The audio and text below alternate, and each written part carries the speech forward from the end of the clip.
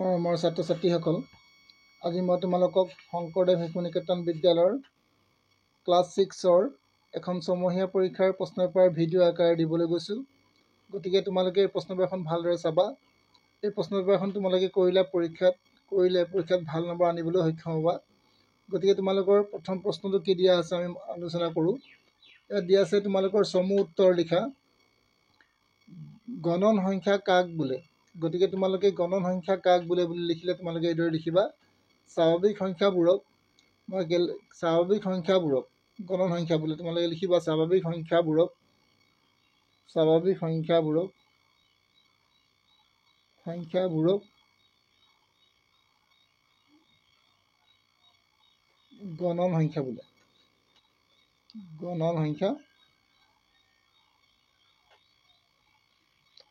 বোলে। এইদৰে তোমালোকে লিখিব পাৰিবা।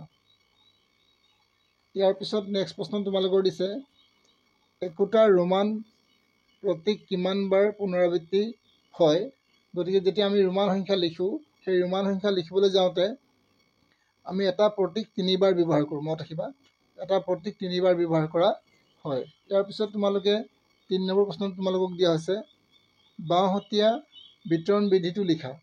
গতিকে বাওঁহতীয়া বিতৰণ বিধিটো তোমালোকে লিখিবা a × b + c = ab আৰু প্লাছ ac। মানে ইয়াৰ লগত এইটো পূৰণ কৰিবা আৰু এইটো ইয়াৰ লগত পূৰণ কৰিবা। এইটো হৈছে বাওঁহতীয়া বিতৰণ বিধি। বাওঁহতীয়া বিতৰণ বিধিটো হৈছে এইটো। ইয়াৰ পিছত পূৰ্ণ সংখ্যাৰ থোকটোৰ অন্তিম পদ কিমান? পূৰ্ণ সংখ্যাৰ থোকটোৰ অন্তিম পদ আমি বিচাৰি নাপাওঁ, সেইবাবে আমি কি লিখিছোঁ, ইয়াৰ অন্তিম পদ নাই। প্ৰকৃত উৎপাদক নথকা সংখ্যা কি সংখ্যা বোলে? যিবিলাক সংখ্যাৰ প্ৰকৃত উৎপাদক নাথাকে সেইবিলাক সংখ্যাক আমি মৌলিক সংখ্যা বুলি কওঁ। মৌলিক সংখ্যা বোলে। গতিকে মৌলিক সংখ্যা বোলে বুলি লিখি দিম। মৌলিক সংখ্যা বোলে। এইদৰে তোমালোকে লিখি দিবা। 1 নম্বৰৰ প্ৰশ্ন, গতিকে মই দীঘলকৈ লিখি দিয়া নাই, তোমালোকে পাৰিলে দীঘলকৈ লিখি ল'বা। চুক নথকা এবিধ বস্তুৰ নাম লিখা। চুক নথকা বস্তুৰ নাম আমি ঢেৰ পাইছোঁ, কিন্তু আমি এবিধৰ নাম লিখিব গৈছে। গতিকে আমি বল লিখিব পাৰিম, তাৰপিছত আমি মাৰ্বল লিখিব পাৰিম। এই ধৰণে আৰু তোমালোকে চুক নথকা বস্তুৰ নাম লিখিব পাৰিবা। এইবাৰ দিছে তোমালোকক বৃত্তৰ কেন্দ্ৰ বিন্দুটো বৃত্তটোৰ বিন্দু হয়নে নহয়? গতিকে তোমালোকে ইয়াৰ উত্তৰ লিখিবা বৃত্তৰ কেন্দ্ৰ বিন্দুটো বৃত্তটোৰ বিন্দু এটা নহয়। এইদৰে তোমালোকে লিখিব পাৰিবা। ইয়াৰ পিছত নেক্সট প্ৰশ্নটোলৈ আমি এতিয়া আগবাঢ়োঁ। নেক্সট প্ৰশ্নটোৰ উত্তৰ তোমালোকক দিছে কি? বৃত্তৰ বৃহত্তম জা কোনডাল? মনত ৰাখিবা, বৃত্তৰ বৃহত্তম জা হৈছে তোমালোকৰ ব্যাস। ব্যাসেই হৈছে বৃত্তৰ বৃহত্তম জা।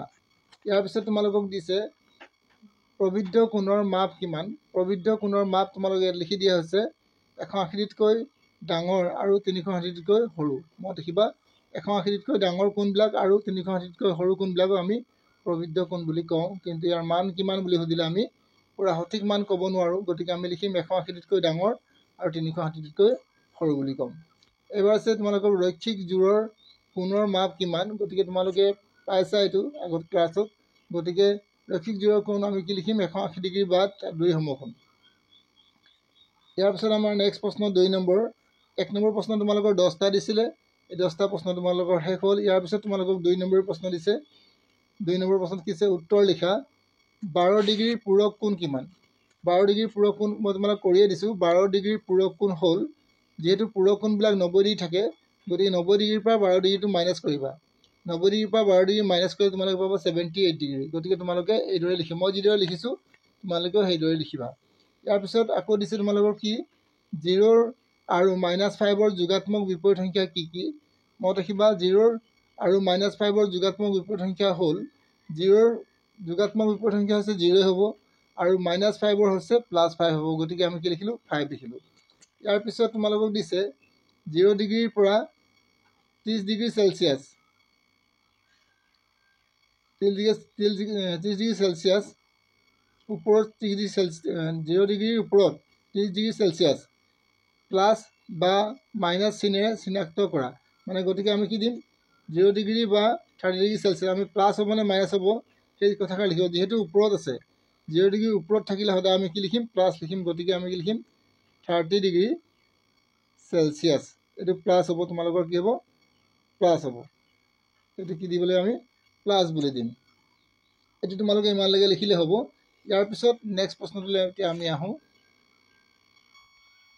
ইয়াৰ পিছত তোমালোকৰ চাইনৰ প্ৰশ্নটো কি দিছে, -25ৰ পৰা 30 বিয়োগ কৰা। গতিকে -25ৰ পৰা 30 কিদৰে বিয়োগ কৰিম, আমি প্ৰথমতে -25 পাতি ল'ম।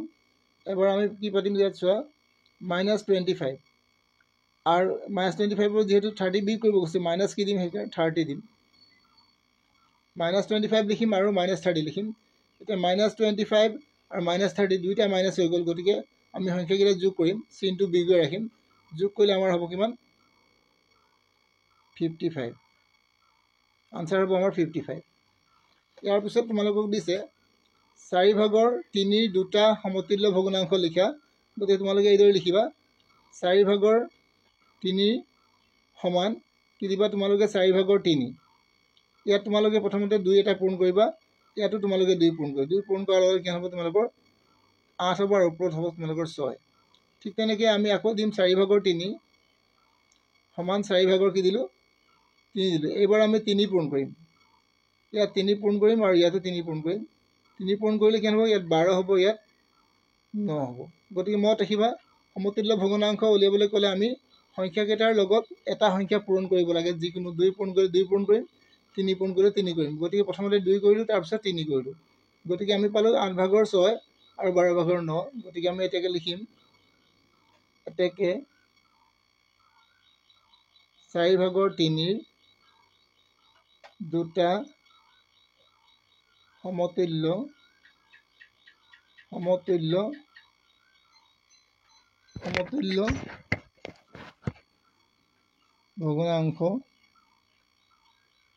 ভগ্নাংশ হ'ল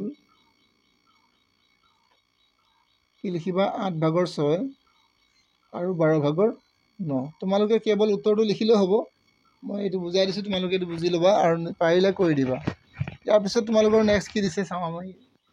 নেক্সট তোমালোকৰ দিছে 4 পূৰণ 22/5 আৰু পূৰণ 3। আমি কিদৰে কৰিম চোৱা, ইয়াত লিখিম 4 পূৰণ আমি দিম 22/5 আৰু পূৰণ 3। গতিকে এই 4টোৱে হৰণ নাযায়, কিন্তু আমি হৰণ কৰিব পাৰিম 2ৰে। 2ৰে হৰণ যদি কৰোঁ 2 2 4 হ'ব, আৰু 2ৰে যদি আমি হৰণ কৰোঁ 2 11 গুণ কি হ'ব, 22 হ'ব। আৰু যিহেতু হৰণ নাযায়, গতিকে আমি কি কৰিম, তলত দিম 11 আৰু ওপৰত 2 5 গুণ 10, 2 পূৰণ 5 আৰু পূৰণ 3। গতিকে তোমালোকৰ কিমান হ'ব, ওপৰত 2 5 গুণ 10, 10 আৰু 3 পূৰণ কৰিলে 30 হ'ব। আমি 30ক কিহেৰে হৰণ কৰিম, 11ৰে হৰণ কৰিম। গতিকে আমি হৰণ কৰিব নালাগে, আমি ইমানখিনি লিখি থ'লেও আমাৰ উত্তৰ হৈ যাব। এইটো হৈ গ'ল আমাৰ 4 নম্বৰ প্ৰশ্নটো। ইয়াৰ পিছত আমি নেক্সট প্ৰশ্ন চাম। নেক্সট প্ৰশ্নত তোমালোকৰ কি দিয়া আছে, 6 আৰু 8/5 প্ৰতিক্ৰম লিখা। গতিকে মনত ৰাখিবা, 6ৰ প্ৰতিক্ৰম তোমালোকে লিখিবা 1/6/1 লিখিবা। প্ৰতিক্ৰম মানে সংখ্যাটো ওলোটা লিখিব লাগে। গতিকে তোমালোকে লিখিবা 6ৰ প্ৰতিক্ৰম 6/1 আৰু 8/5 প্ৰতিক্ৰম তোমালোকে লিখিবা 5/8। মই অংকখিনি আগৰ পৰাই কৰাই থৈছোঁ, গতিকে তোমালোকে ভালদৰে চাই ল'বা। ইয়াৰ পিছত নেক্সট প্ৰশ্নটোলৈ আমি আহোঁ। সমাধান কৰা a হৰণ 12, মানে আমি যদি a যদি 12ৰে হৰণ কৰোঁ আৰু ইয়াৰ পৰা আমি a ৰ মান উলিয়াব লাগে। ইয়াত তোমালোকৰ কি কি মান দিছে চোৱা, ভাগফল দিছে আৰু ভাগশেষ দিছে, আৰু তোমালোকৰ কি দিয়া নাই, তোমালোকক a ৰ মানো দিয়া নাই। গতিকে তোমালোকে কি লিখিবা, আমি ইয়াত দিয়া আছে, আমি লিখি ল'ম আমাৰ কি কি দিয়া আছে। এইদৰে আমি লিখি ল'ম, দিয়া আছে আমাৰ কি, এটোক এই যিটো 12ৰে আমি 1 হৰণ কৰিছোঁ, এটোক আমি কি বুলি ক'ম, ভাজ্য বুলি ক'ম। গতিকে আমি ভাজ্য বুলি লিখি ল'ম। ভাজ্য সমান আমি a লিখিম। ইয়াৰ পিছত আমি ভাজ্যৰ পিছত 12ৰে আমি হৰণ কৰিছোঁ, গতিকে ইয়াক আমি কি বুলি ক'ম, ভাজক বুলি ক'ম। ভাজক পাইছোঁ আমি কিমান, 12। আৰু ভাগফলো পালোঁ কিমান, আমি লিখি ল'ম। ভাগফল কিমান পাইছোঁ এবাৰ লিখি লওঁ, ভাগফল পাইছোঁ 7। ইয়াৰ পিছত আমি পাম ভাগশেষ কিমান পালোঁ, ভাগশেষ পাইছোঁ আমি 2 পালোঁ। এতিয়া এইখিনি কথা আমি লিখি ল'ম। তাৰপিছত আমি কি কৰিম, এটা ইয়াৰ সূত্ৰ আছে, সূত্ৰটো আমি লিখি যাম। এতেকে তোমালোকে লিখিবা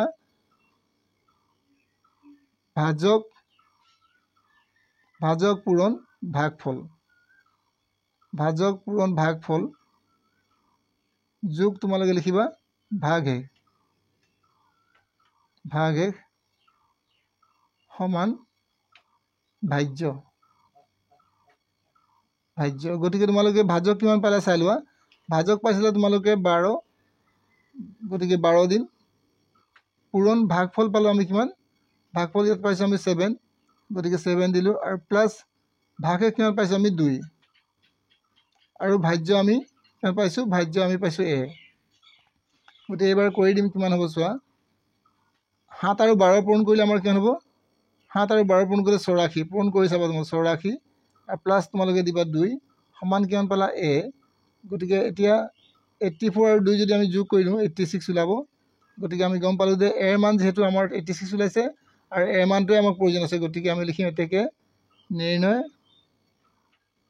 a = 86 এটো হৈ গল তোমালোকৰ উত্তৰ গতিকে তোমালোকে এবাৰ প্ৰশ্নটো ভালদৰে স্ক্ৰিনশ্বট মাৰি লবা যে তোমালোকৰ লিখাত সহায় হ'ব ইয়াৰ পিছত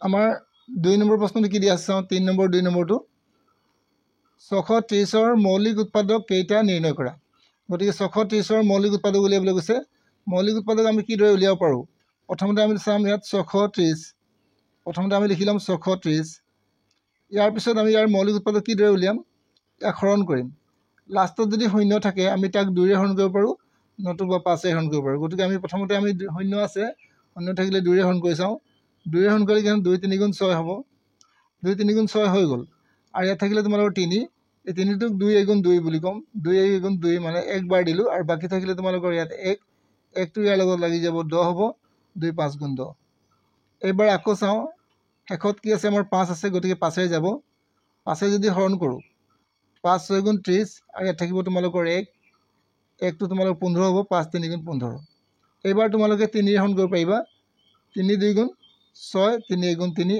আকৌ এবাৰ 3 ৰে হৰণ কৰিব পাৰিবা 3 7 গুণ 21 গতিকে আমি কি পালো আৰু মৌলিক উৎপাদক কেইটা নিৰ্ণয় কৰা এতেকে আমি লিখিম 630 আমি লিখিলাম 630 আমি কি পালো চাই লওঁ আগতে 2 পূৰণ 5 পূৰণ 3 পূৰণ 3 পূৰণ 7 পালো গতিকে আমি লিখিম এতেকে 630 কি দিম আমি মৌলিক উৎপাদক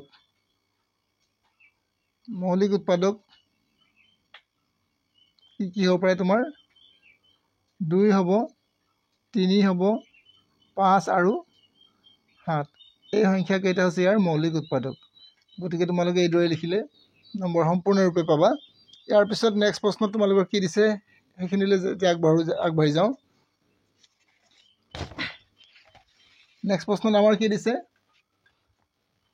6 8 8ৰ তিনিটা সাধাৰণ গুণিতক উলিওৱা সাধাৰণ গুণিতক গতিকে তোমালোকে প্ৰথমতে গুণিতক উলিয়াই লবা 6 গুণিতক 6 12 18 24 30 36 42 48 আৰু 54 লিখিলো আৰু ইয়াৰ ফালে আৰু মই ডট ডট দি থৈছো মানে আৰু আছে কিন্তু মই লিখা নাই ইয়াৰ পিছত 8ৰ গুণিতক কি হ'ব 8 16 24 32 40 48 56 আৰু 64 এফালে আমি এফালে দিয়া নাই ডট ডট দিয়া আছে ইয়াৰ পিছত আমি চাম 8 আৰু 6ৰ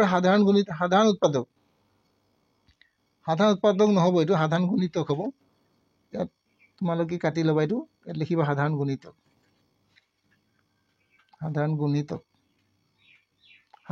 তোমালোকে কি পাইছা ইয়াত চোৱা ইয়াত তোমালোকে 24 পাইছা ইয়াতো তোমালোকে 24 পাইছা গতিকে 24 টো লিখিব পাৰিবা 24 লিখিলো তাৰ পিছত কি পালো চোৱা ইয়াত আমি 48 পাইছো ইয়াতো 48 পাইছো গতিকে 48 টো লিখিব পাৰিলো তাৰ পিছত আমি কি পাম মই থাকিবা 24 ৰ পিছত 24 বঢ়াই দিলে 48 হয় আৰু 48 ৰ পিছত 24 বঢ়াই দিলে কি হয় 72 গতিকে 72 এফালে এটা মিলিব গতিকে ইয়াত মই মিলাই দেখাই দিয়া নাই গতিকে তোমালোকে কি লিখিবা এটো 72 এটা লিখিব পাৰি প্ৰথমটো তোমালোকে উলিয়াই ল'ব পাৰিলে তাৰ পিছৰ সংখ্যাটো উলিয়াব পাৰিবা কাৰণ তাৰ লগত আমি 24 যোগ কৰি গলে আমি তাৰ পিছৰ পৰৱৰ্তী সংখ্যাটো পাই যাম এটো হৈ গল তোমালোকৰ এতিয়া আমি চাওঁ নেক্সট পৰস্পৰ হৰণ নিয়মেৰে 144 আৰু 198 ৰ গসাগু উলিওৱা গতিকে আমি হৰণ নিয়মত কৰিব গৈছে গতিকে আমি কি কৰিম প্ৰথমতে সমাধান লিখিলো আৰু ইয়াত আমি কি লিখিম 144 ইয়াত লিখি ল'ম ইয়াত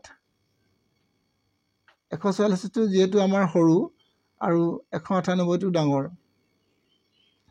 গতিকে আমি সৰুটোৱে ডাঙৰটো হৰণ কৰিম 144কে হৰণ কৰিম 198 হৰণ কৰিম কেইবাৰ দিম মই চাওঁ ইয়াত এবাৰ যদি মই ইয়াত দুইবাৰ দি চাওঁ 2 4 গুণ 8 2 4 গুণ 8 2 গুণ 2 মানে বেছি হৈ যাব 288 হ'ব গতিকে আমি একবাৰ দিম একবাৰ দিয়ালে আমাৰ 144 হ'ব বাকি থাকিব ইয়াত তোমালোকৰ 4 আৰু ইয়াত থাকিব তোমালোকৰ 5 54 এই 54টোৱে আকৌ আমাৰ হৰণ কৰিম কাক 144 হৰণ কৰিম কেইবাৰ দিম চোৱা কেইবাৰ দিব লাগিব আমি চাওঁ 54 দুইবাৰ দি চাওঁ দুইবাৰ দিলে 2 4 গুণ 8 2 5 গুণ 10 108 ওলালে আৰু যদি আমি 3বাৰ দিওঁ 3 4 গুণ 12 আৰু 3 5 গুণ 15 কে হল 162 হ'ব গতিকে আমি 3বাৰ দিব নোৱাৰিম কেইবাৰ দিম দুইবাৰ দিম দুইবাৰ দিলে আমাৰ কি হ'ব 108 হ'ব এতিয়া আমি আকৌ বিয়োগ কৰিম ইয়াৰ পৰা আমি ধাৰ কৰিম 14 14ৰ পৰা যদি আমি 8 বিয়োগ কৰো তেতিয়া আমাৰ থাকিব কিমান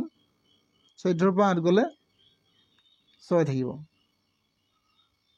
14ৰ পৰা 8 গলে 6 আৰু ইয়াত থাকিব তোমালোকৰ 3 36 এই 36টো আকৌ হৰণ কৰিব লাগিব কাক হৰণ কৰিব লাগিব 54টো কেইবাৰ দিম যদি মই একবাৰ দিওঁ 36 হ'ব আৰু দুইবাৰ দিলে নিশ্চয় বেছি হ'ব গতিকে আমি দুইবাৰ দিব নালাগে একবাৰ দিম একবাৰ দিলে 36 হ'ল বাকি থাকিলে আকৌ বিয়োগ কৰিম ইয়াৰ পৰা ধাৰ কৰিম 14 14ৰ পৰা 6 গলে থাকিব তোমালোকৰ 8 এইবাৰ 8টোৱে কাক হৰণ কৰিম 36ক হৰণ কৰিম কেইবাৰ দিম চোৱা 8 দিম 8 2 গুণ 8 গুণ 8 8 2 গুণ 16 8 3 গুণ 24 8 4 গুণ 32 আৰু 8 5 গুণ 40 40 হলে বেছি হ'ব গতিকে আমি 8 4 গুণ 32 দিম বাকি থাকিব আমাৰ কিমান 4 থাকিব 6ৰ পৰা 2 গলে 4 থাকিব তে 4টোৱে কাক হৰণ কৰিম আকৌ এবাৰ এই 8টো হৰণ কৰিম কেইবাৰ দিম 2 4 গুণ 8 ওলালে গতিকে আমাৰ কি ওলালে বাকি ওলালে শূন্য যেতিয়া লাগে আমাৰ বাকি এইদৰে শূন্য ওলাই নাযায় আমি তেতিয়া লাগে অংকটো কৰি গৈ থাকিম আৰু হেকত আমি লিখিম যিটো সংখ্যাৰ কাৰণে আমাৰ বাকি শূন্য পালো সেইটো সংখ্যা হৈছে আমাৰ কি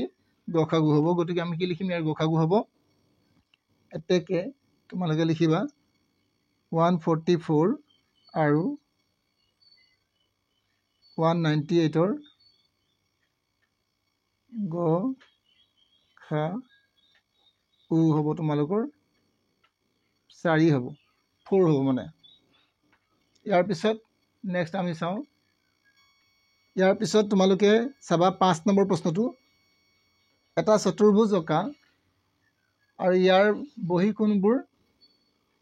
বহি কোণৰ চাৰিটাৰ সমষ্টি কিমান ওলোৱা গতিকে আমাক এটা চতুৰ্ভুজ আঁকিলো ইয়াত চতুৰ্ভুজবিলাক আঁকা হ'ল আৰু তাৰ বহি কোণবিলাকো বনালো বহি কোণ এইটো এটা বহি কোণ এইটো এটা বহি কোণ এইটো এটা বহি কোণ আৰু এইটো এটা বহি কোণ এই বহি কোণবিলাক যোগ কৰিলে আমি সাধাৰণতে কিমান পাওঁ বহি কোণবোৰৰ সমষ্টি তোমালোকে জুখি চাবা বহি কোণবিলাক এটা এটাকে কোণ জুখি চাব পৰা তোমালোকে এইবিলাক মই কিন্তু জোখা নাই তোমালোকক লিখিবলৈ কৈছে তো আমি কি কৰিছো বহি কোণবিলাকৰ সমষ্টি কিমান দি থাকে এটা চতুৰ্ভুজৰ বহি কোণবোৰৰ সমষ্টি সদায় 360 দি থাকে যিকোনো বহুভুজ হ'ব পাৰে সেই বহুভুজৰ চতুৰ্ভুজো হ'ব পাৰে বা তোমালোকে ত্ৰিভুজো হ'ব পাৰে ত্ৰিভুজ হলেও তোমালোকৰ 360 ডিগ্ৰী হ'ব আৰু চতুৰ্ভুজ হলেও 360 ডিগ্ৰী হ'ব গতিকে তোমালোকে লিখিবা বহি কোণবোৰৰ সমষ্টি হৈছে 360 ডিগ্ৰী আৰু চিত্ৰটো তোমালোকে বনাই দিবা ইয়াৰ পিছত 6 নম্বৰ প্ৰশ্নটোলৈ আমি আহোঁ এতিয়া সংখ্যা ৰেখা ব্যৱহাৰ কৰি যোগ কৰা ইয়াত দিছে -2 +5 আৰু প্লাস কৰিব কৈছে -3 গতিকে তোমালোকে কি কৰিবা প্ৰথমতে সংখ্যা ৰেখা বনাই ল'বা সংখ্যা ৰেখা বনোৱাৰ পিছত তোমালোকে -2 ক'ত আছে চাই ল'বা -2 ক'ত আছে আমাৰ -2 আছে গতিকে আমি 0ৰ পৰা এই শূন্যটোৰ পৰা আমি কি কৰিম প্ৰথমতে এটা ৰাছ মাৰিম -2 লৈকে যাম আমি এইদৰে আমি যাম এইদৰে আমি -2 লৈকে আমি যাম আৰু ইয়াতে আমি কি কৰিম কাৰ চিন মাৰিলো আৰু ইয়াতে ৰৈ গলো ইয়াৰ পিছত আকৌ +5 আছে গতিকে আমি আকৌ ওপৰলৈ উঠি যাম ইয়াৰ পৰা 5টা ঘৰ যাম 1 2 3 4 5টা গতিকে আমি 5টা ঘৰ গুচি গলো ক'ত গুচি যাম আকৌ ক'ত যাম আমি চাই লওঁ 1 2 3 4 5 গতিকে আমি 3 লৈকে পাম এতিয়া এইবাৰ আমি ক'লৈকে পালো 3 লৈকে পালো ইয়াৰ পিছত আকৌ কিছে 3 পৰা আমাক কি কৰিব কৈছে ইয়াৰ পিছত আমি কি কৰিম এই 3টোৰ পৰা আকৌ -3 লৈকে আহিম মানে এইফালে আহিম বিয়োগ কৰিম গতিকে আমি ইয়াৰ পৰা আকৌ এবাৰ উঠি যাম উঠি গ'লে কি হ'ব আমাৰ ইয়াৰ পৰা 3 ক'ত আছে 1 2 3 গতিকে আমি ক'ত পাম লাষ্টত ক'ত পালো একেবাৰে শূন্যত পালো গতিকে এই গোটেইকেইটা সংখ্যা যদি আমি যোগ কৰোঁ তেতিয়া আমি আনসাৰ কি পাম 0 পাম এইটো হৈছে সংখ্যা ৰেখাত যোগ কৰা ইয়াৰ নেক্সট প্ৰশ্নটো তোমালোকে চাবা -15 + 60 মাইনাছ আৰু -100 এৰ মান কিমান গতিকে তোমালোকে লিখিবা -15 ইয়াৰ পিছত তোমালোকে লিখিবা +60 আৰু তোমালোকে এই মাইনাছ মাইনাছ দুটা যেটো তোমালোকৰ ব্ৰেকেট দিয়া আছে মানে পূৰণ কৰিব লাগিব মাইনাছ মাইনাছ পূৰণ কৰিলে প্লাস হৈ যায় গতিকে তোমালোকে +100 লিখিবা এবাৰ তোমালোকে কি কৰিবা -15 লিখিবা আৰু এই +100 100 আৰু +60 100 + 60 এগিটা কি তোমালোকে প্লাস কৰিবা 160 হ'ব 160 পৰা যদি তোমালোকে 15 মাইনাছ কৰি দিয়া কেনেকৈ মাইনাছ কৰিবা 160 ইয়াত মত 160 পৰা আমি মাইনাছ কিমান কৰিম 15 মাইনাছ কৰিম গতিকে তোমালোকে 10 ৰ পৰা 5 গলে 5 লিখিবা আৰু তোমালোকে ইয়াত 5 থাকিলে 5 ৰ পৰা 1 গলে তোমালোকে 4 আৰু এফালে তোমালোকৰ 1 গতিকে তোমালোকে লিখিবা আনসাৰ 145 এইদৰে তোমালোকে উত্তৰ লিখিব পাৰিবা ইয়াৰ পিছত নেক্সট প্ৰশ্ন চাবা তাৰ পিছত তোমালোকে এই প্ৰশ্নটো কৰিবা a² + c² আৰু তোমালোকে লিখিবা কক আৰু a² / bc³ লঘিষ্ঠ আকাৰলৈ নিয়া ইয়াক লঘিষ্ঠ আকাৰলৈ লৈ যাবলৈ কৈছে লঘিষ্ঠ আকাৰ নিবলৈ হলে তোমালোকে মত লিখিবা ইয়াত লিখিবা তোমালোকে a b² c² ইয়াৰ পিছত তোমালোকে লিখিবা a² bc³ গতিকে a কেটা আছে এটা গতিকে এটা দিবা b দুটা আছে গতিকে b দুটা দিবা আৰু c দুটা আছে গতিকে c দুটা দিবা ইয়াৰ পিছত তলত কি দিবা a দুটা b এটা আৰু c তিনটা গতিকে তোমালোকে এই c টো ইয়াৰ লগত কেনসেল কৰিবা আৰু এই c টো ইয়াৰ লগত কেনসেল কৰিবা মানে c ওপৰত দুটা আছে তলত দুটা কেনসেল কৰিবা b ইয়াত এটা আছে a এটা b কেনসেল কৰিবা ইয়াত a এটা আছে ইয়াত a এটা আছে কেনসেল কৰিবা আৰু ওপৰত b আছে তলত b নাই গতিকে কেনসেল কৰিব নোৱাৰিবা ওপৰত থাকিব তোমালোকৰ কেৱল b আৰু তলত থাকিব তোমালোকৰ b আৰু a আৰু c থাকিব গতিকে তোমালোকৰ আনসাৰ এইটোৱে শুদ্ধ উত্তৰ হ'ব ইয়াৰ পিছত নেক্সট প্ৰশ্ন কি আছে তোমালোকৰ চাও তাৰ পিছত তোমালোকৰ লিখা আছে প্ৰশ্ন 9 নম্বৰ প্ৰশ্নটো 4 সমষ্টি 7/2 ৰ লগত কিমান যোগ কৰিলে যোগফল 7 সমষ্টি 3/2 সমান হ'ব গতিকে তোমালোকে মনত ৰাখিবা ইয়াৰ লগত কিবা এটা সংখ্যা যোগ কৰিলে ইমান হ'ব গতিকে তোমালোকে কি দৰে কৰিব লাগিব এই সংখ্যাটো যেহেতু ডাঙৰ কোনটো সংখ্যা হ'ব ইয়াৰ লগত যোগ কৰিলে ডাঙৰ হ'ব ইয়াৰ লগত যোগ কৰিলে ইমান হ'ব গতিকে এই সংখ্যাটোৰ পৰা এইটো মাইনাছ কৰিব লাগিব গতিকে তোমালোকে কি দৰে কৰিব চোৱা 7 সমষ্টি 3/2 বিয়োগ 4 সমষ্টি 7/2 লিখিবা এতিয়া বিয়োগ কৰিলে কি হ'ব চোৱা প্ৰথমতে লিখিবা 3 3 7 গুণ 21 22 23 সমষ্টি ভাঙি দিছো আমি 23 লিখিলো ইয়াৰ পিছত আকৌ লিখিম কি তলত লিখিম 7 7 4 গুণ 28 29 30 গতিকে তোমালোকে লিখিবা 7/30 এতিয়া তোমালোকে কি কৰিবা 3 আৰু 7 ৰ লসাগু লবা 3 আৰু 7 ৰ লসাগু তোমালোকৰ কি হ'ব 21 3 আৰু 7 ৰ লসাগু উলিয়াই চাবা এইদৰে 3 আৰু 7 এই 3 ৰে হৰণ কৰিব পাৰিম 3 গুণ 3 7 টো নোৱাৰো গতিকে আকৌ 7 টো নমাই দিম 7 ৰে দিম নোৱাৰিম 7 গুণ 7 গতিকে কিমান পালো 7 3 গুণ 21 ওলালে গতিকে লসাগু কিমান পালো আমি ভালদৰে মন কৰিম লসাগু পালো আমি 21 গতিকে 3 ৰে কেইবাৰ যাব 7 বাৰ 7 ৰে কাক পূৰণ কৰিম 23 টো পূৰণ কৰিম 7 ৰে 23 ক পূৰণ কৰিলে 7 3 গুণ 21 থাকিলে 2 2 7 গুণ 14 15 16 মানে 161 গতিকে তোমালোকে 161 লিখিবা মাইনাছ 7 ৰে কেইবাৰ যাব 7 ৰে যাব 3 বাৰ আৰু 3 ৰে কাক পূৰণ কৰিবা 30 টো 3 ৰে 30 ক পূৰণ কৰিবা কি হ'ব 3 0 0 3 3 গুণ 9 মানে কি হ'ব 90 গতিকে দিবা 90 এতিয়া তোমালোকে কি কৰিবা 21 ওপৰত 161 ৰ পৰা 90 মাইনাছ কৰিবা মাইনাছ কৰিলে কি হ'ব এইটো তোমালোকৰ 1 হ'ব আৰু ইয়াত থাকিব তোমালোকৰ কিমান 6 6 ৰ পৰা তোমালোকে 9 বিয়োগ কৰিব নোৱাৰিব গতিকে ধাৰ লবা 16 ৰ পৰা 9 গলে তোমালোকৰ থাকিব 7 গতিকে তোমালোকে লিখিবা 71 গতিকে তোমালোকে এইদৰে লিখিব পৰা নতুবা 71 ক তোমালোকে হৰণ কৰি চাবা কেইবাৰ দিব পাৰিবা 71 ক তোমালোকে হৰণ কৰি চাবা কিহেৰে 71 ক তোমালোকে 21 হৰণ কৰি চাবা কেইবাৰ দিবা 3 বাৰ দিলে 3 1 3 3 2 6 গতিকে বাকি থাকিলে কিমান ইয়াৰ পৰা 11 11 ৰ পৰা 3 গ'ল তোমাৰ 8 মানে কিমান বাকি থাকিলে 8 বাকি থাকিলে গতিকে তোমালোকে লিখিব পাৰিবা 3 সমষ্টি 21/8 কিমান যোগ কৰিব এটাকে যোগ কৰিবলগীয়া সংখ্যাটো এটাকে তোমালোকে লিখিবা তলত এটাকে যোগ কৰিব কৰিবলগীয়া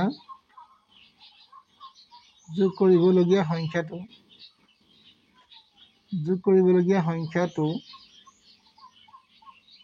3 সমষ্টি 21 ভাগৰ 8 3 সমষ্টি 21 ভাগৰ 8 এটো তোমালোকে লিখিব পাৰিবা ইয়াৰ পিছত নেক্সট প্ৰশ্নলৈ আহো এতিয়া নেক্সট প্ৰশ্ন তোমালোকক কি দিছে প্ৰশ্নটো এবাৰ ভালদৰে চাই লবা বুজি নাপালে তোমালোকে মোক কমেন্টত জনাবা মই নিশ্চয় তোমালোকক আকৌ এবাৰ বুজাবলৈ চেষ্টা কৰিম ইয়াৰ পিছত আটাইতকৈ সৰু কি সংখ্যাক 3 35 40 আৰু 105 এৰে হৰণ কৰিলে প্ৰত্যেকৰ ভাগহে কিমান থাকিব কৈছে প্ৰত্যেকৰে ভাগহে 6 থাকিব গতিকে তোমালোকে কি কৰিবা এদৰে যদি অংক দিয়ে তোমালোকে কি কৰিব লাগিব এই সংখ্যা দুটাৰ লসাগু উলিয়াব লাগিব 35 40 আৰু 105 ৰ তোমালোকে লসাগু উলিয়াবা লসাগু উলিয়াই তাৰ লগত 6 যোগ কৰিবা আৰু সেই সংখ্যাটো আমাৰ কি হ'ব 35 এ হৰণ কৰিলো তোমাক 6 বাকি থাকিব আৰু 40 হৰণ কৰিলো 6 বাকি থাকিব আৰু 105 এ হৰণ কৰিলো 6 বাকি থাকিব গতিকে কি দৰে উলিয়াম আমি চাও এতিয়া প্ৰথমে কি কৰিম 35 আৰু 40 আৰু তোমালোকে লিখিবা 105 এই সংখ্যা তিনটা আমি লসাগু উলিয়াম লসাগু কেনে উলিয়াছো এক 5 এ হৰণ কৰিম 5 এ হৰণ কৰিলে যাব 5 7 গুণ 35 আৰু 5 8 গুণ 40 আৰু 5 এ হৰণ কৰিলে 5 2 গুণ 10 5 গুণ 5 মানে 21 বাৰ গল এইবাৰ তোমালোকে কি হৰণ কৰিবা 7 এ হৰণ কৰিব পাৰিবা 7 এ হৰণ কৰিলে কি হ'ব 7 গুণ 7 8 টো নাযায় গৈ নমাই দিবা আৰু 7 3 গুণ 21 যেহেতু এতিয়া তোমালোকে কি কৰিব পাৰিবা চোৱা 8 টো তোমালোকে হৰণ কৰিব পাৰিবা কিন্তু 3 টো হৰণ কৰিব নোৱাৰিবা দুইটাকে যদি হৰণ কৰিব পৰা যায় তেতিয়া তোমালোকে আকৌ এবাৰ হৰণ কৰিবা কিন্তু ইয়াক আমি 3 এ হৰণ কৰিব পাৰিম ইয়াক আমি 3 এ হৰণ কৰিব নোৱাৰিম গতিকে আমি ইয়াৰ লসাগু কি লিখিম এতিয়া চোৱা লসাগু তোমালোকে কি লিখিব পাৰিবা তেকে লসাগু আমাৰ কিমান ওলাব চাই লওঁ লসাগু ওলাব 5 পূৰণ 7 আৰু 1 টো তোমালোকে পূৰণ কৰিব দৰকাৰ নাই 8 পূৰণ কৰা আৰু 3 পূৰণ কৰা এই গোটেইকেইটা সংখ্যা পূৰণ কৰি তোমালোকে লসাগু পাবা এতিয়া তোমালোকে পূৰণ কৰা 7 আৰু 5 আৰু আমি 8 পূৰণ কৰি 5 গুণ 40 হ'ব 40 ৰ লগত তোমালোকে কি পূৰণ কৰিবা 7 ইয়াত 40 হৈ গ'ল আৰু তোমালোকে 7 পূৰণ কৰা 7 0 0 7 4 28 মানে 280 তাৰ লগত 3 পূৰণ কৰা 3 0 0 3 8 গুণ 24 থাকিলে 2 3 গুণ 6 6 2 8 মানে কিমান 840 গতিকে তোমালোকে লিখিবা ইয়াত 840 এই 840ক তোমালোকে মনত ৰাখিবা এই 35 এ হৰণ কৰিব পাৰিবা 40 ৰ পাৰিবা আৰু 105 ৰ পাৰিবা হৰণ কৰিবলৈ কৰিম বুলি ক'লে গতিকে এইটোৱে হৈছে আটাইতকৈ সৰু সংখ্যা আৰু ইয়াৰ লগত এতিয়া তোমাৰ বাকি থাকিব লাগিব কিমান 6 যেটো তোমালোকক ভাগ এক থাকিবলৈ কিমান কৈছে 6 থাকিব লাগিব গতিকে আমি কি কৰিব লাগিব ইয়াৰ লগত 6 এটা যোগ কৰি দিব লাগিব গতিকে আমি লিখিম এতেকে হৰণ কৰিব পৰা সংখ্যাটো হৈছে এতিয়া তোমালোকে লিখিবা এতেকে হৰণ কৰিব পৰা সংখ্যাটো হৈছে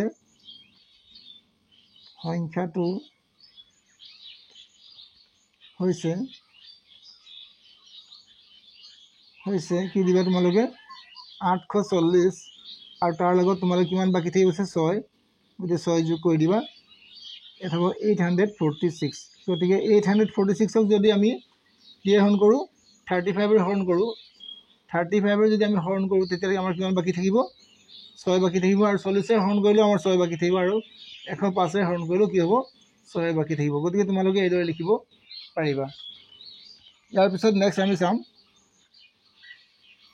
নেক্সট প্ৰশ্নটো তোমালোকৰ দিছে 5 নম্বৰ প্ৰশ্ন চিত্ৰৰ পৰা কোন x আৰু কোন y ৰ মান উলিওৱা গতিকে তোমালোকে চিত্ৰ দেখিছা নিশ্চয় এই কোন x আৰু কোন y ৰ মান উলাব কৈছে গতিকে কি দৰে উলিয়াইছো মই তোমালোকে চাবা কোন x আৰু কোন y গতিকে ইয়াত দিছে কোন x = 60 ডিগ্ৰী কোন x টো কাৰ সমান হৈছে 60 ডিগ্ৰী সমান হ'ব তোমালোকে চিত্ৰটো চাবা কোন x ৰ মান উলাবছে গতিকে কোন x ৰ মান হ'ব 60 ডিগ্ৰী কিয় 60 ডিগ্ৰী হ'ব কাৰণ তোমালোকৰ এইটো বিপৰীত কোণ গতিকে তোমালোকে ইয়াত লিখিবা কোন x = 60 ডিগ্ৰী বিপৰীত কোণ আকৌ কোন y + 60 ডিগ্ৰী মত ৰাখিবা y + 60 ডিগ্ৰী এই কোণটো যদি যোগ কৰো আমি y + 60 ডিগ্ৰী যদি যোগ কৰো তেনে আমি কিমান পাম 90 ডিগ্ৰী পাম কাৰণ এই কোণটো আমাৰ 90 ডিগ্ৰী আৰু এই দুটা কোণো যোগ কৰিলে 90 ডিগ্ৰী হ'ব গতিকে y + 60 ডিগ্ৰী = 90 ডিগ্ৰী আৰু এফালে তোমালোকে y = 90 ডিগ্ৰী মাইনাস এই 60 ডিগ্ৰী এফালে উঠাই দিলে -60 হ'ব আৰু y = 30 ডিগ্ৰী হ'ব গতিকে দুইটা আনসাৰ তোমালোকৰ ওলাই গ'ল এটা হ'ব তোমালোকৰ 60 ডিগ্ৰী এটা হৈছে তোমালোকৰ 30 ডিগ্ৰী ইয়াৰ পিছত নেক্সট কি আছে চাওঁ আমি। ইয়াৰ পিছত তোমালোকৰ দিছে এটা বৃত্ত আঁকি বৃত্তাংশ বৃত্তকলা আৰু জীয়া ব্যাস দেখুওৱা। গতিকে মনত ৰাখিবা এই অংশটো বৃত্তৰ যিটো এটা অংশ আছে এইটো বৃত্তকলা বুলি কয় আৰু আমি ইয়াক কি বুলি কওঁ ব্যাস বুলি কওঁ, ইয়াক আমি কি বুলি কওঁ জীয়া বুলি কওঁ, আৰু এইডালক আমি কি বুলি কওঁ ব্যাসাৰ্ধ। গতিকে তোমালোকৰ ব্যাসাৰ্ধ দেখাবলৈ কোৱা নাই, সেইবাবে মই ব্যাসাৰ্ধ নাই দেখা। এইডালৰ নাম তোমালোকৰ হৈছে ব্যাসাৰ্ধ। এইডাল ইয়াত তোমালোকৰ ধুনীয়াকৈ চিত্ৰ আঁকি দিয়া হৈছে আৰু কোনডাল কি তোমালোকক ধুনীয়াকৈ ইয়াত দেখুৱাই দিয়া হৈছে, ভালদৰে চাই ল'বা। ইয়াৰ পিছত তোমালোকৰ 7 নম্বৰ প্ৰশ্নটো কি দিছে। 7 নম্বৰ প্ৰশ্নটো তোমালোকৰ দিছে এটা বৃত্তৰ ব্যাস 10 চেণ্টিমিটাৰ, বৃত্তৰ কেন্দ্ৰৰ পৰা 3 চেণ্টিমিটাৰ দূৰত্বত থকা জাডালৰ দৈৰ্ঘ্য দিশ কিমান হ'ব। গতিকে তোমালোকে চাবা এইটো ইয়াত দিছে এই জাডালৰ দৈৰ্ঘ্য তোমালোকৰ ব্যাসডালৰ দৈৰ্ঘ্য দিছে 10 চেণ্টিমিটাৰ, এটা বৃত্তৰ ব্যাস দিছে 10 চেণ্টিমিটাৰ আৰু জাডালৰ দৈৰ্ঘ্য দিয়া নাই। আমাৰ ইয়াৰ দূৰত্ব দিছে কিমান তোমালোকক 3 চেণ্টিমিটাৰ। যদি আমাক ব্যাসৰ মাপ দিছে আমাৰ 10 চেণ্টিমিটাৰ, তেতিয়াহ'লে আমাৰ OA এইডাল হৈছে আমাৰ ব্যাস, এটা হৈছে আমাৰ ব্যাসাৰ্ধ হ'ব, ব্যাসাৰ্ধ তাৰ আধা হ'ব। গতিকে তোমালোকে লিখিবা দিয়া আছে, চিত্ৰটো এবাৰ চাই ল'বা। দিয়া আছে ব্যাস 10 চেণ্টিমিটাৰ, ব্যাসাৰ্ধ তোমালোকৰ OA হ'ব 5 চেণ্টিমিটাৰ, OM হ'ব তোমালোকৰ 3 চেণ্টিমিটাৰ আৰু AB উলিয়াব লাগে। ইয়াৰ পিছত তোমালোকে লিখিবা OMA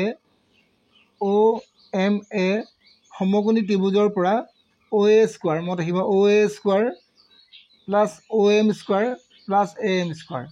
OA স্কোৱাৰ ইকুৱেল তোমালোকৰ 5 হ'ব আৰু OM স্কোৱাৰ তোমালোকৰ 3 স্কোৱাৰ হ'ব আৰু AM স্কোৱাৰ। গতিকে এইটো 5 হ'লে কিমান 25 হ'ব তোমালোকৰ 25 আৰু প্লাছ এইফালে 9 3 স্কোৱাৰ হ'লে 9 হ'ব প্লাছ AM স্কোৱাৰ। 25ৰ পৰা যদি তুমি 9টো যদি তুমি এইফালে লৈ আহা মাইনাছ হ'ব, 25ৰ পৰা যদি -9 কৰি দিওঁ আমি কিমান থাকিব 16 AM স্কোৱাৰ। AM ইকুৱেল কি হ'ব 4 হ'ব, মানে ইয়াৰ বৰ্গমূল ল'লোঁ, ইয়াৰ বৰ্গমূল ল'লোঁ AM আৰু ইয়াৰ বৰ্গমূল ল'লোঁ 4। গতিকে আমি গম পালোঁ যে AMৰ মান ইয়াৰ পৰা ইয়ালৈকে তোমালোকৰ মান ওলালে 4, গতিকে ইয়াৰ পৰা তোমালোকৰ আকৌ 4 হ'ব। গতিকে তোমালোকে লিখিবা AB equal to twice AM, গতিকে 2 × 4 8 cm। গতিকে আমি লিখিম জাডালৰ দিশ হৈছে তোমালোকৰ 8 চেণ্টিমিটাৰ। এইদৰে তোমালোকে লিখিব পাৰিবা। মই অংকটো তোমালোকক কৰি দেখাই দিয়া নাই, আগতে কৰি থৈছিলোঁ, গতিকে তোমালোকক বুজাই দিছোঁ। ইয়াৰ পিছত নেক্সট প্ৰশ্নটোলৈ মন কৰিবা, আৰু যদি তোমালোকৰ দেখাত দিগদাৰ হৈছে গতিকে তোমালোকে এবাৰ স্ক্ৰীনশ্বট মাৰি ল'বও পাৰিবা। ইয়াৰ পিছত নেক্সট প্ৰশ্ন আমি চাওঁ। এইবাৰ তোমালোকৰ 8 নম্বৰ প্ৰশ্নটো মন কৰিবা। ইয়াত দিয়া আছে তোমালোকৰ 5/4, 7/1, 10/3 আৰু 8/5ক অসমতাৰ চিন ব্যৱহাৰ কৰি একাধিক্ৰমে সজোৱা, মানে সৰুৰ পৰা ডাঙৰলৈ সজাই দিলে হ'ল। গতিকে তোমালোকে প্ৰথমতে চাবা এইদৰে অংক দিলে তোমালোকে প্ৰথমতে লিখিবা 5/4 সমান চিন দিবা আৰু 5/4 লিখি থবা। ইয়াৰ পিছত তোমালোকে লিখিবা 7/1 সমান তোমালোকে লিখিবা 7/1। ইয়াৰ পিছত তোমালোকে সমান চিন দিলোঁ, আকৌ দিলা তোমালোকে 10/3 সমান 10/3 লিখিলা। ইয়াৰ পিছত তোমালোকে 8/4 কি দিবা 8/5 সমান 8/5 লিখিলা। এইবাৰ ইয়াত পূৰণ চিন দি দিবা, সকলোতে পূৰণ চিন দি দিবা এটা এটাকৈ। মই অলপ দীঘল কৰি দিছোঁ, ইয়াত পূৰণ চিন দিলোঁ, ইয়াতো তোমালোকক পূৰণ চিন দি দেখুৱাইছোঁ। গতিকে এতিয়া কি কৰিবা এই তলৰ সংখ্যাবিলাকৰ 5, 7, 10 আৰু 8ৰ তোমালোকে লসাগু ল'বা। কিদৰে লসাগু ল'বা চোৱা, লসাগু কিদৰে উলিয়াই যায় আমি ইয়াত চাই লওঁ এবাৰ ভালকৈ। 5, 7, 10 আৰু 8। গতিকে আমি সকলোকে কিহেৰে হৰণ কৰিব পাৰিম চোৱা, ইয়াক আমি 5 হৰণ কৰিব পাৰিম, ইয়াক 5 পাৰিম, ইয়াক 5 নোৱাৰোঁ। গতিকে আমি কি কৰিম প্ৰথমতে 5 কৰিম বা 2 কৰিম। গতিকে 5 যদি আমি হৰণ কৰোঁ বা 5 হৰণ কৰিলে 5 × 5 হ'ব আৰু 7টো নাযায়, গতিকে নমাই দিবা। আৰু 10টো তোমালোকে 2 যাবা 2 বাৰ, আৰু তোমালোকে 8টো হৰণ কৰিব নোৱাৰিবা, নমাই দিবা। ইয়াৰ পিছত তোমালোকে চাবা আমি 7ক হৰণ কৰিব নোৱাৰোঁ, 2টো পাৰিম আৰু 8টো পাৰিম। গতিকে আমি 2ৰে হৰণ কৰিম এবাৰ, এইটো 2টো হৰণ 1টো নমাই দিব লাগিব, 7টো নমাই দিম, 2 × 2 আৰু 2 4 × 8। গতিকে তোমালোকে কি কৰিবা এতিয়া তোমালোকে লসাগু উলিয়াবলৈ হ'লে আৰু তোমালোকে হৰণ কৰিব পাৰিবা নাই চাই লোৱা।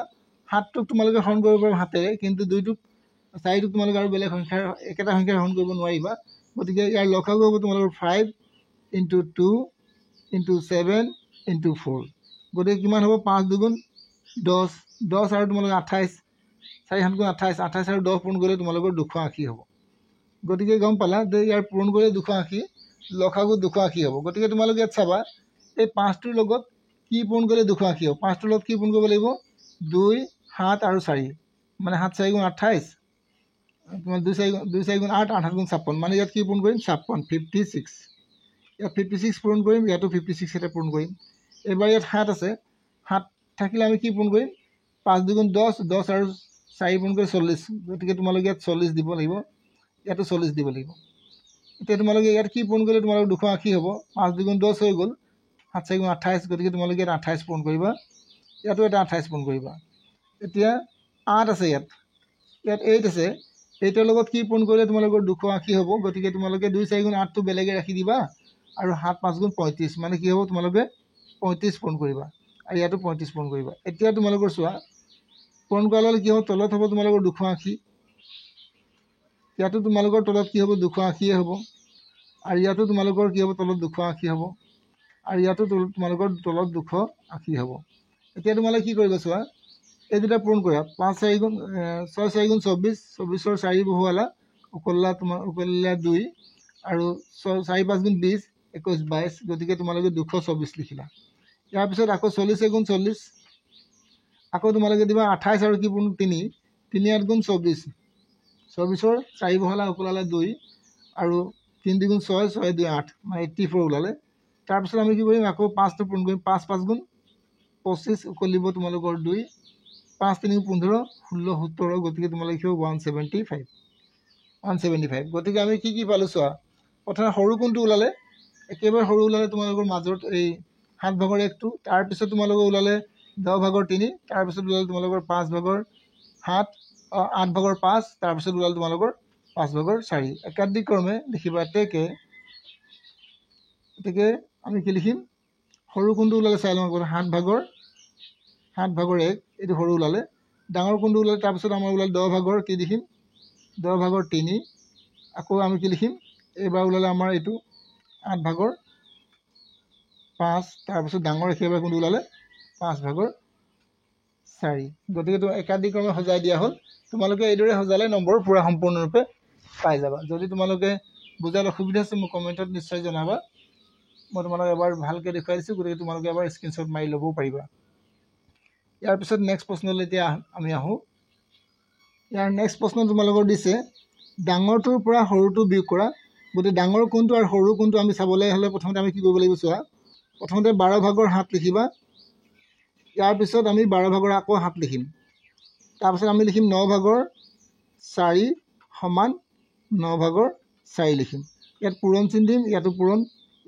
চিন ইয়াতো পূৰণ চিন দিম এতিয়া তোমালোকে 12 আৰু 9ৰ লসাগু ল'বা 12 আৰু 9ৰ লসাগু ল'বা কিদৰে লোৱা চা 12 আৰু 9ৰ কিদৰে আমি লখাব পাৰোঁ ইয়াত 3ৰে হৰণ কৰিব পাৰিম 3 4 গুণ 12 3 3 গুণ 9 আকৌ আমি হৰণ কৰিব পাৰিম 3ৰে পাৰিম নেকি নোৱাৰোঁ 4টো আমি হৰণ কৰিব পাৰিম কিন্তু 3টোক আমি হৰণ কৰিব নোৱাৰোঁ গতিকে আমি হৰণ কৰিব নালাগে এই গোটেইকেইটা সংখ্যা পূৰণ কৰিম 3 পূৰণ 4 পূৰণ 3 3 3 গুণ 9 9 4 গুণ 36 মানে ইয়াৰ লসাগু হ'ব তোমালোকৰ 36 গতিকে তোমালোকে এই 12ৰ লগত কি পূৰণ কৰিলে 36 হ'ব চোৱা ভালকৈ 3 4 গুণ 12 হৈ গ'ল গতিকে থাকিলে তোমালোকৰ 3 গতিকে তোমালোকে ইয়াত এটা 3 পূৰণ কৰিলে তোমালোকৰ কি হ'ব 36 হ'ব ইয়াত 3 পূৰণ কৰাৰ লগে ওপৰতো এটা 3 পূৰণ কৰিব লাগিব গতিকে 3 12 গুণ 36 হৈ গ'ল আৰু 3 7 গুণ 21 ইয়াৰ পিছত আকৌ আমি কি কৰিম এই 9ৰ লগত কি পূৰণ কৰিলে আমাৰ 36 হ'ব 3 3 গুণ 9 হৈ গ'ল গতিকে 4 থাকিলে ইয়াত 4 এটা পূৰণ কৰিম ইয়াত 4 পূৰণ কৰিলে ইয়াতো 4 কৰিম গতিকে আমি 36 তলত লিখিলোঁ কিমান তলত আমি 36 লিখিম তলত 12 লিখি পাইছোঁ মই ইয়াত ভুলতে ইয়াত তলত তোমালোকৰ কি হ'ব 36 হ'ব আৰু ইয়াত তোমালোকৰ 36 হ'ব আৰু ওপৰত কি থাকিব তোমালোকৰ 16 এতিয়া আমি গম পালোঁ যে ডাঙৰ কোনটো হয় ডাঙৰ নিশ্চয় 36 ভাগৰ 21 হয় এই 36 ভাগৰ 21ৰ পৰা আমি 36 ভাগৰ 16 বিয়োগ কৰিব কৈছোঁ যিহেতু ডাঙৰ সংখ্যাটো আমি চাওঁ ডাঙৰ সংখ্যাটো পালোঁ আমি কিমান 36 ভাগৰ 21 বিয়োগ কি দিম 36 ভাগৰ 16 গতিকে আমি এতিয়া কি কৰিম 36ৰ লসাগু আমি জানো 36 হ'ব আৰু 36 হৰণ কৰিলে একবাৰ যাব গতিকে 21 গুণ 21 আকৌ 36 একবাৰ যাব গতিকে 16 গুণ 16 বিয়োগ কৰিলে তোমালোকৰ হ'ব 36 ভাগৰ 16 21ৰ পৰা যদি 16 বিয়োগ কৰা যায় আমাৰ 5 থাকিব গতিকে আমি উত্তৰ পালোঁ কিমান 36 ভাগৰ 5 এতেকে আমি কি লিখিম বিয়োগফলটো বিয়োগ কৰা বুলি কৈছে, গতিকে আমি আনচাৰ লিখিব নালাগে, এইটোৱে আমাৰ আনচাৰ হৈ যাব, কাৰণ ইয়াত বিয়োগ কৰিবলৈ কৈছে, বিয়োগ কৰিলোঁ আমি। ইয়াৰ পিছত আমাৰ আছিলে প্ৰশ্ন আৰু এটা। এই প্ৰশ্নটো তোমালোকৰ দিছে কি, এটা বৃহত্তম ভাজক নিৰ্ণয় কৰা যাতে কাষত উল্লেখ কৰা সংখ্যাটোক ভাগশেষ কি হৈ গৈছে, ভাগশেষ তোমালোকৰ 48, 81 আৰু 125 এটা বৃহত্তম ভাজক নিৰ্ণয় কৰা যাতে কাষৰ সংখ্যাকেইটাক যদি আমি হৰণ কৰোঁ তেতিয়া কিমান থাকিব কৈছে, ইয়াতো 6 বাকী থাকিব, ইয়াতো 6 বাকী থাকিব, ইয়াতো 6 বাকী থাকিব, ইয়াতো 6 বাকী থাকিব লাগিব, ইয়াতো 6 আৰু ইয়াতো 6 বাকী থাকিব লাগিব, তেতিয়া তোমালোকৰ কিমান হ'ব উত্তৰটো। তোমালোকে এতিয়া কৰিবা, কিদৰে কৰিবা চোৱা। গতিকে তোমালোকে এইবাৰ কিদৰে কৰিব চোৱা। তোমালোকে যিহেতু সকলো ক্ষেত্ৰতে 4 তোমালোকৰ 4 ভাগশেষ থাকিব, গতিকে তোমালোকে এই সংখ্যাবিলাকৰ গসাগু উলিয়ালেতো আমাৰ হৰণ যাব, ইয়াৰ গসাগু এটা উলিয়াব লাগিব, কিন্তু ইয়াৰ পৰা তোমালোকে 4 বিয়োগ কৰি লোৱা। প্ৰথমতে কি কৰিবা, 48ৰ পৰা তোমালোকে 4 এটা বিয়োগ কৰিবা, থাকিব তোমালোকৰ কিমান, 40, 40 নহ'ব, তোমালোকৰ 44 হ'ব।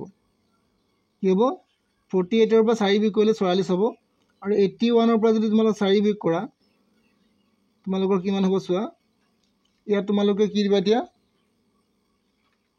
11ৰ পৰা যদি 4 বিয়োগ কৰা তোমালোকে 7 হ'ব, 11ৰ পৰা 4 বিয়োগ কৰিলে তোমালোকৰ 7, আৰু তোমালোকৰ ইয়াত থাকিলে 7, 77।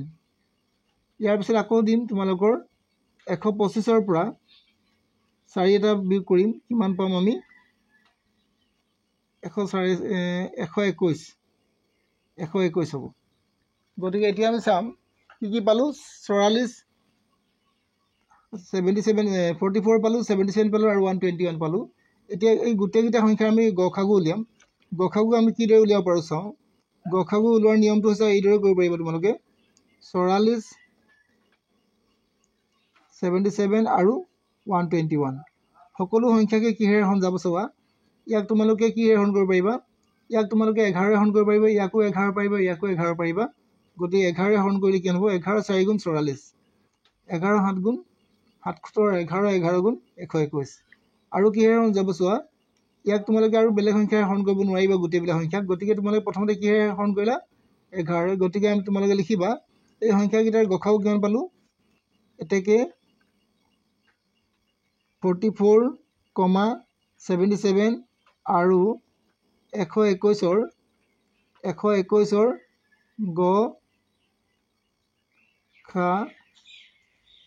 গসাগু কিমান পাম আমি চাই লওঁ, ইয়াৰ 11 হ'ব। মানে যদি আমি 11টোৰে যদি আমি 44ক হৰণ কৰোঁ তেতিয়া আমাৰ পূৰা সম্পূৰ্ণৰূপে হৰণ যাব, 11টোৰে আমি 77ক হৰণ কৰিলেও আমাৰ সম্পূৰ্ণৰূপে হৰণ যাব, আৰু 11টোৰে আমি 121ক হৰণ কৰিলে আমাৰ সম্পূৰ্ণৰূপে হৰণ যাব। কিন্তু 11 যদি আমি 125ক হৰণ কৰোঁ তেতিয়া আমাৰ সম্পূৰ্ণৰূপে হৰণ নাযায়, তেতিয়া আমাৰ ভাগশেষ বাকী থাকিব। গতিকে আমাৰ বৃহত্তম ভাজকটো হৈছে, এতেকে লিখিবা বৃহত্তম, ডাঙৰ মানে বৃহত্তম